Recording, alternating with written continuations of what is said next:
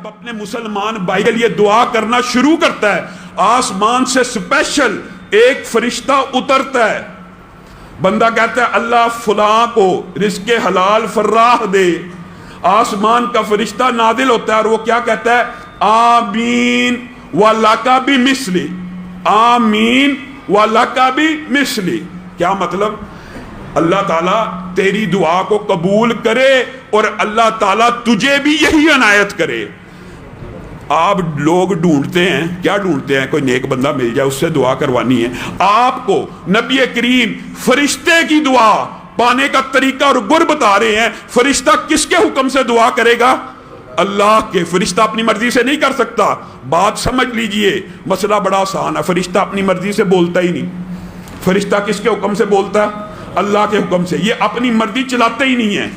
یہ اللہ کی مرضی سے نازل ہوا، اللہ کی مرضی سے تیرے اور میرے لیے دعا کرنا شروع کر دی. تو اس فرشتے کی دعا کے قبول ہونے میں کوئی شک نہیں ہے. قبول کس نے کرنی ہے؟ اللہ نے. جس نے اس کو سکھایا کہ دعا کر وہ قبول نہیں کرے گا. تو میرے بھائیوں یہ دل بڑا کرنے کی بات ہے. انسان خیر و بلائی مانگتا ہے. نبی کریم صلی اللہ علیہ وسلم کے دور میں بھی ایسا ہوا. ایک ساتھی نے، یہ عرب کے معاشرے میں ایک بدو تھا، اسلام قبول کیا. وہ اللہ سے دعا کرنے لگا اللہ میرے اور محمد صلی اللہ علیہ وسلم کے علاوہ کسی پہ رحمت نہ کرنا. اللہ میرے اور محمد صلی اللہ علیہ وسلم کے علاوہ کسی کو یہ نہ دینا، یہ نہ دینا. نبی کریم ہنسنا شروع ہو گئے. کہا یہ کیا کہتا ہے؟ اللہ کی رحمت کو صرف میرے اور اپنے تک محدود کرتا ہے.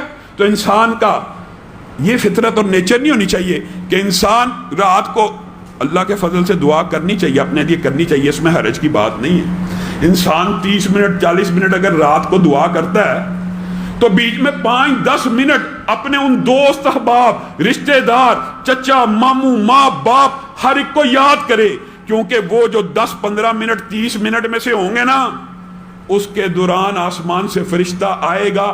جو تیرا دل چاہتا ہے نا تیرے نصیب میں ہو. اللہ کی قسم یہ پکا کلیہ اماموں نے محدثین نے بتلا دیا. انسان چاہتا ہے میرے پاس لینڈ کروزر ہو، مثال دے رہا ہوں، میرے پاس گرینڈ کروزر ہو، میرے پاس کوٹھی ہو، میرے پاس بنگلہ ہو. کیا دعا شروع کر دے؟ اللہ میرے بھائی کو لینڈ کروزر دے دے. اپنی مانگے ہی نا، اللہ میرے بھائی کو لینڈ کروزر دے دے. آسمان سے فرشتہ آئے گا. یہ دل بڑا کرنے کی بات ہے، یہ اپنے آپ کی ٹریننگ کرنے کی بات ہے. میں شاہد ہوں، اپنی زندگی کے بھی بے شمار واقعات ہیں.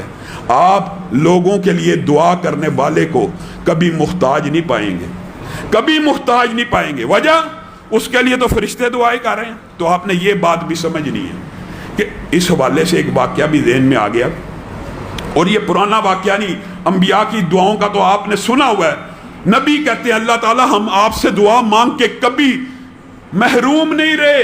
نبی کہہ رہے ہیں. آج عصر حاضر کا ایک واقعہ دماغ میں آ گیا کسی کے لیے دعا کرنے کے حوالے سے. ایک شخص کو سچا واقعہ، سعودی عرب کا واقعہ، خواب آتا ہے اور خواب میں نمبر بھی آتا ہے.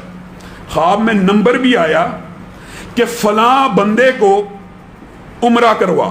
خواب آئی، 7 نمبر بھی آیا اور وہ خواب سے اٹھا، اس کو وہ نمبر یاد ہے. پھر خواب آئی، پھر خواب آئی، پھر خواب آئی. ایک بہت بڑے عالم عرب کے، ان سے انہوں نے رابطہ کیا کہ اللہ تعالیٰ مسلسل مجھے یہ خواب دکھاتا ہے کہ فلاں بندے کو عمرہ کروا اپنے خرچے پہ. تو اس عالم نے ان کو تعبیر بیان کی کہ یہ اللہ کی طرف سے روحانی خواب محسوس ہو رہا ہے اور تجھے کسی بندے کو عمرہ کرانے کا حکم دیا جا رہا ہے، تو اس کو لازمی عمرہ کروا. ابھی تک تو نے وہ نمبر نہیں ملایا. نہیں میں نے وہ نمبر نہیں ملایا. نمبر ملایا. ایک عربی بدو نے فون اٹھا لیا، اس سے گفتگو ہوئی، مجھے خواب آتی ہے عمرہ کر لے. کہا میں نے تو جب سے پیدا ہوں کبھی خانہ کعبہ دیکھا ہی نہیں. مجھے خواب آتی ہے میں تیرا خرچہ اٹھاؤں گا، ٹکٹ اٹھاؤں گا. اس نے اس کا فون رکھ دیا. اس نے اپنی پوری داستان پوری لکھی ہوئی کتابوں میں بھی موجود ہے، اور عرب کا یسر حاضر کا واقعہ اس کے انٹرویو موجود ہے. اب وہ بار بار کال کرے، بالآخر پتہ نہیں اس بندے کے دل میں کیا خیال آیا. اس نے کہا ایک شرط پہ آؤں گا، وہاں پہ تو مجھے 5 اسٹار ہوٹل دے گا، وہاں پہ میرے یہ اخراجات کرے گا، یہاں سے مجھے پک کرے گا، یہاں پہ مجھے واپس چھوڑے گا. میں تیرے اصرار کے اوپر عمرہ کرنے آتا ہوں. میں نے پوری زندگی سعودیہ میں گزار دیا، میں نے خانہ کعبہ نہیں دیکھا، تو میرے پیچھے لگ گیا ہے، تو چلو میں یہ کام کر دیتا ہوں. اب دیکھیے کسی کی دعا انسان کے کیسے کام آتی ہے. وہ بندہ اس کو عمرہ کروا گیا, سارے اخراجات, اس کی ساری ڈیمانڈز پوری کر رہا ہے, وہ خانہ کعبہ کو بدو چھوڑ کے جا رہا ہے باہر.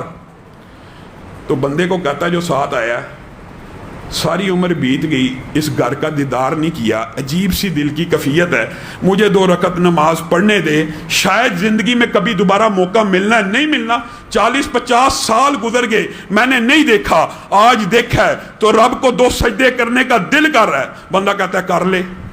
وہ بندہ کہتا ہے میری آنکھوں کے سامنے دوسرے سجدے میں گیا ہے, آخری رکعت کے, میں نے دیکھا سجدہ لمبا ہوتا جا رہا ہے, لمبا ہوتا جا رہا ہے, لمبا ہوتا جا رہا ہے, میں اس تک پہنچا, اس کی روح جسم سے نکل چکی ہے. کہا میں اب حیران ہو گیا کہ مجھے خواب بلا وجہ نہیں آیا, اس کے پیچھے ضرور کوئی مقصد تھا, اللہ تعالیٰ نے اس کو کان سے پکڑ کے جو جنت میں داخل کیا ہے, کوئی وجہ ہے, کوئی ایسے ضرور عمل ہے. کہتا میں تحقیق کے لیے اس کی میت کو, اس کے گھر والوں کو خبر دی, سارا اس کے محلے میں پہنچ گیا.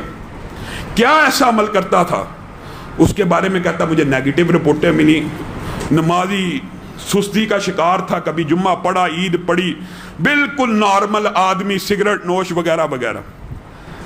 کہتا لیکن ایک بات اس کی ایک ہمسائی نے مجھے بتائی, اس کو پتہ لگا کہ آیا ہے, تو میں اس کو پتہ لگا میں یہ باتیں پوچھ رہا ہوں, تو اس نے کہا ایک بات میں بتانا چاہتی ہوں, میں بیوہ ہوں, میرا ایک یتیم بچہ ہے. یہ بندہ جب بھی اپنے گھر والوں کے لیے کوئی سامان لے کے آتا تھا, بالکل اسی طرح کا سامان میرے دروازے کے باہر رکھ دیتا تھا اور بیل بجاتا تھا اور بیل بجا کے چلا جاتا تھا. مجھے اس کی یہ روٹین پتا تھی, اس نے آج تک میری شکل بھی نہیں دیکھی, اس کو صرف پتا تھا یہاں پہ ایک یتیم بچہ رہتا ہے. یہ ہر روز میرے گھر کے باہر ایک کھانے کا سامان رکھ جاتا تھا اور میرے منہ سے یہ دعا نکلتی تھی کہ اللہ اس کا خاتمہ بالخیر کر دے. وہ بندہ رونا شروع ہو گیا, کہا تیری دعا نے اس کو سجدے کی حالت میں اللہ کی طرف پہنچا دیا. اور بندہ جس حالت میں فوت ہوتا ہے نا, قیامت کے دن اسی حالت میں اٹھایا جائے گا. بتائیے حشر کے میدان میں جو بندہ سجدے کرتے ہوئے اٹھ رہا ہوگا, اس کا کیا حساب ہونا ہے؟